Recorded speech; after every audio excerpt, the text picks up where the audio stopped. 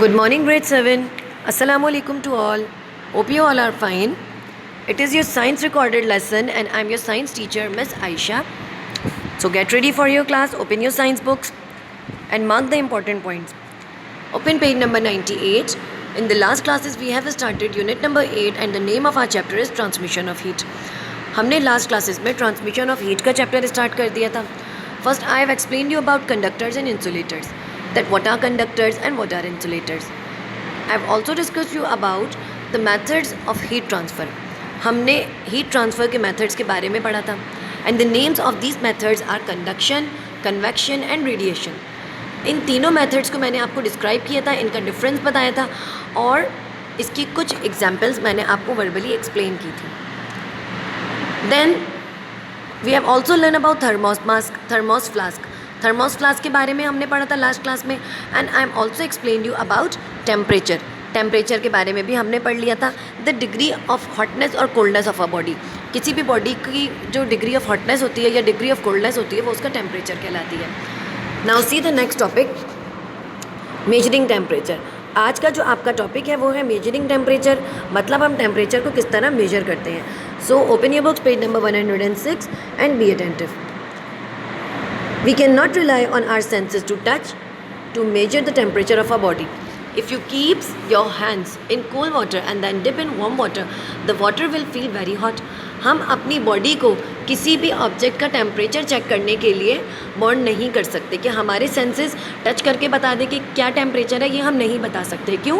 क्योंकि जब हम किसी ठंडे पानी से गर्म पानी में हाथ डिप करेंगे तो वो हमें बहुत ज़्यादा हॉट महसूस होगा. जितना वो हॉट होगा उससे ज़्यादा. और इसी तरीके से अगर हम गर्म पानी से ठंडे पानी में हाथ डालेंगे तो क्या होगा, वो हमें उसके टेम्परेचर से ज़्यादा ठंडा फील होगा.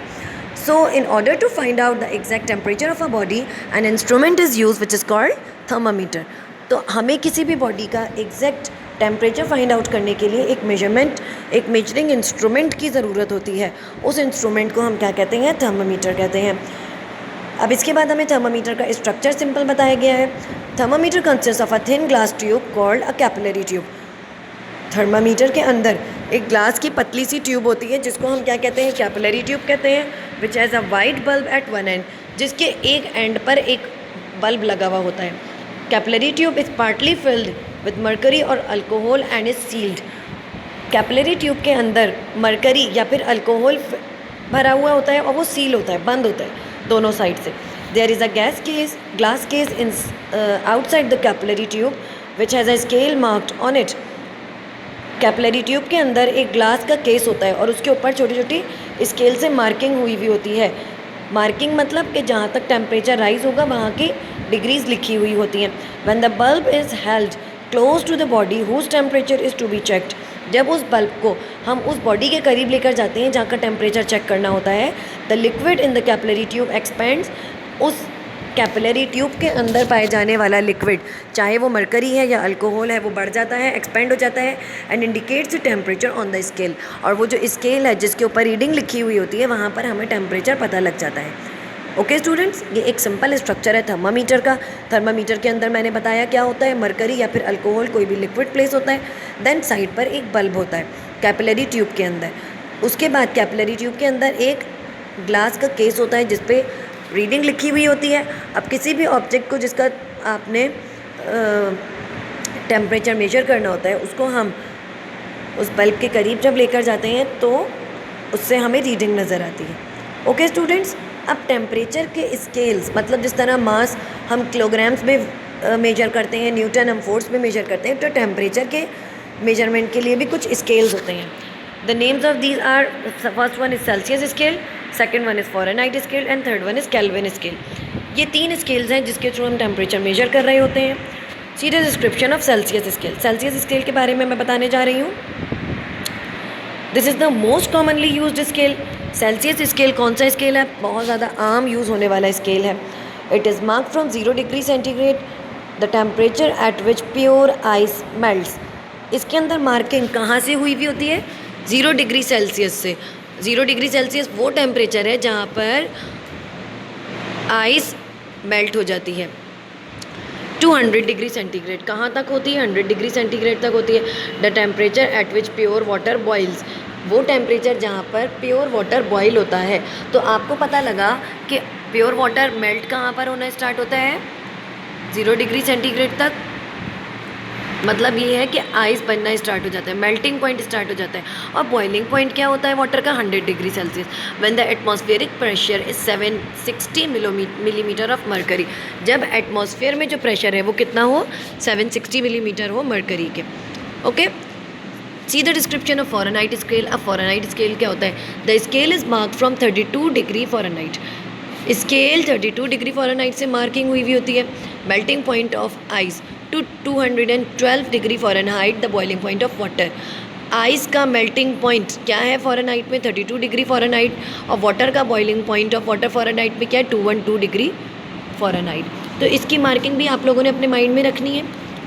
सी the description of kelvin scale. Kelvin scale क्या होता है, this scale is use by scientist. इस स्केल को कौन यूज़ करते हैं, ज़्यादातर साइंटिस्ट यूज़ करते हैं। Temperature is measured in degrees Kelvin K. Temperature किस डिग्रीज में मेजर होता है, केल्विन में।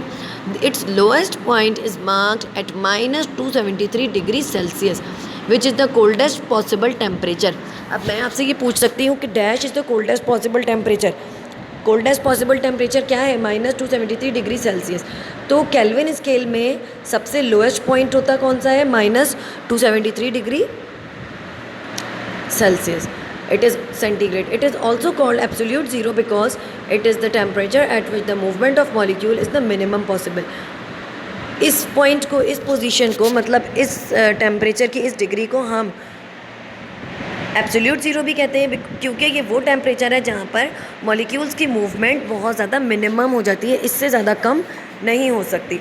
Since the movement of molecules can not be reduced any further, the temperature can not fall lower than this. अब चूँकि molecules की movement इससे ज़्यादा कम नहीं हो सकती, इसीलिए टेम्परेचर इससे कम नहीं होता। सो अगर मैं आपसे पूछूं कि what is the lowest possible temperature, कितना होता है, -273 डिग्री सेंटीग्रेड। ओके स्टूडेंट्स, यहाँ पर मैंने आपको टेम्परेचर के तीनों स्केल्स की डिस्क्रिप्शन दे दी है। Now see the next heading which is types of thermometers. Last topic है आपके इस चैप्टर का, टाइप्स ऑफ थर्मामीटर्स, जिसमें डिफरेंट टाइप्स के थर्मामीटर्स की डिस्क्रिप्शन आपको गिवन है। इसके नेम्स आपने वर्बली याद रखने हैं very properly. First one is mercury thermometer, जो कि आप नॉर्मली क्लिनिक्स वगैरह में यूज़ करते हैं। इसके अंदर लिक्विड कौन सा फिल होता है, मरकरी फिल होता है। Mercury thermometer contains mercury which expends and contracts with the rise and fall of the temperature. Rise और फॉल, बढ़ना और कम होना। तो मरकरी टेम्परेचर के अंदर कौन सा सब्सटेंस पैदा होता है, मरकरी मौजूद होती है, जो कि टेम्परेचर के बढ़ने से और कम होने से मरकरी का लेवल कम और ज़्यादा होता है। मतलब उस मरकरी, मैंने अभी आपको जैसे बताया कि उस ट्यूब के अंदर जो लिक्विड प्लेस होता है मरकरी, वो उसकी पोजीशन चेंज होती है जब टेम्परेचर कम हो या ज़्यादा हो। The clinical thermometer is a mercury thermometer and is use to measure the temperature of the human body. It can not be use to measure temperatures below -39 degree centigrade because mercury solidifies at temperature below this. अब human body का जो temperature होता है उसको major करने के लिए हम इस थर्मामीटर को यूज़ करते हैं, ठीक है ना। तो टेम्परेचर -39 डिग्री सेंटीग्रेड से ज़्यादा हम इसमें मेजर नहीं कर सकते, क्योंकि जब 39 डिग्री सेंटीग्रेड हो जाए, उससे कम हो जाए, तो मरकरी क्या हो जाता है, सॉलिड होना स्टार्ट हो जाता है। ओके, सो मैं क्या, आपको क्या पता लगा कि जो क्लिनिक्स वगैरह में ह्यूमन बॉडी का हम नॉर्मली टेम्परेचर यूज़ करते हैं किस थर्मामीटर के थ्रू, टेम्परेचर जो हम फाइंड आउट करते हैं वो मरकरी थर्मामीटर के थ्रू करते हैं। Next one is alcohol thermometer. क्या होता है इसके अंदर, जिस तरह आपके मरकरी थर्मामीटर में मरकरी प्रेजेंट होती है, इसी तरीके से अल्कोहल में अल्कोहल प्रेजेंट होता है। And alcohol thermometer contains alcohol, it is cheap and easy to use. Alcohol thermometer बहुत ज़्यादा चीपली और बहुत ज़्यादा आसानी से यूज़ किया जाता है और इसके अंदर अल्कोहल प्रेजेंट होता है, ठीक है। It can measure very low temperatures because alcohol does not solidify even at -115 degree centigrade. Alcohol के अंदर हम टेम्परेचर बहुत इजीली मेजर कर लेते हैं, क्योंकि अल्कोहल -115 डिग्री सेंटीग्रेड पर भी सॉलिडिफाई नहीं होता। It is use in the laboratory in refrigerators and deep freezers. ये वो थर्मामीटर है जो कि हम अपनी लेबॉर्ट्रीज़ में डीप फ्रीज़र्स और रेफ्रिजरेटर्स वगैरह में यूज़ करते हैं। इन दोनों की डिस्क्रिप्शन मैंने आपको बता दी। इसके बाद आ जाइए maximum and minimum thermometer, digital thermometer and electrical thermometers. In thermometers के नेम्स आप जस्ट याद रखिएगा। इस टॉपिक को बहुत ज़्यादा इन डिटेल नहीं जाएं, जो इंपॉर्टेंट थे वो मैंने आपको एक्सप्लेन कर दिए। इनके नेम्स आप लोग अपने पास बहुत अच्छे से माइंड में रखिएगा, ठीक है। इसके अलावा अब आपने क्या करना है, यहाँ पर आप लोगों का लेसन कंप्लीट हो चुका है। नाउ स्टूडेंट्स, अब मैं आप लोगों को बताने जा रही हूँ बुक वर्क। बुक वर्क आपके सामने ये मौजूद है। आप ये वर्ड्स जिसमें फाइंड आउट करने हैं, ये वाली एक्सरसाइज खुद से सॉल्व करेंगे। जिस तरीके से हम लोग लास्ट ईयर भी और वैसे भी आप लोग क्लास में आंसर्स खुद से लिखते रहे हैं, इसी तरीके से अब आप लोगों ने इस चैप्टर के भी क्वेश्चन आंसर्स को कंप्लीट करना है। In the PDF I have send you the questions. मैं PDF में आपको क्वेश्चंस बताऊंगी। सबसे पहले मैं आपको बता रही हूँ about book work. Book work में ये आपने जो हिडन वर्ड्स वाला बॉक्स कॉलम है जिस पे मैंने मार्क किया हुआ है, ये आपने सॉल्व करना है। Now see page number 110 of your book. Book पर पेज नंबर 110 के अंदर आपको choose the correct answers given है। आप ये चूज़ द करेक्ट आंसर्स खुद से सॉल्व करेंगे and send your book for checking. अपनी बुक को भी चेकिंग के लिए आप स्कूल भेजेंगे। Now students, I am going to explain you about return work. अब रिटर्न वर्क का आप लोगों ने क्या करना है, रिटर्न वर्क के लिए मैं आपको PDF सेंड करूंगी जिसमें आपका टाइटल पेज बना हुआ होगा। टाइटल पेज के बाद आपने ग्लॉसरी टर्म्स लिखने हैं। ग्लॉसरी टर्म्स के बाद मैं आपको शॉर्ट क्वेश्चन आंसर्स और लॉन्ग क्वेश्चन आंसर्स के क्वेश्चंस मेंशन करूंगी। आपने बुक से खुद से इसके आंसर्स फाइंड आउट करने हैं और अपनी कॉपी पे very neatly and very properly लिखना है। इंडेक्स मच कंप्लीट हो, हर पेज पर डेट, डे और HW मेंशन करना है आपने, और फिर ही मुझे चेकिंग के लिए भेजना है। इसके अलावा fill in the blanks, true and false को जो भी तमाम वर्क आपका कॉपी का होगा वो उस PDF में मौजूद होगा। और PDF में मैं बुक के पेज नंबर्स भी दोबारा से लिख दूंगी ताकि आप लोग कंप्लीट करके मुझे अपना वर्क भेजें। And you have to make the concept map of this chapter. Concept map given है पेज नंबर 109 पे, वो भी आप लोग अपने ब्लैंक पेजेस पर बना लेंगे। ओके स्टूडेंट्स, ये यहाँ तक वर्क करने के बाद आपका फर्स्ट चेक पॉइंट का सिलेबस कंप्लीट हो जाएगा, ठीक है। अपना ये तमाम वर्क वेरी प्रॉपर्ली कंप्लीट कीजिए and send me your copies for checking. अपनी कॉपीज़ मुझे चेकिंग के लिए भेजिए and also send your books. Hope you understand this chapter very well. मैंने आप लोगों को इसके तमाम टॉपिक्स एक्सप्लेन कर दिए हैं। आई होप कि आपको समझ में आ गए होंगे।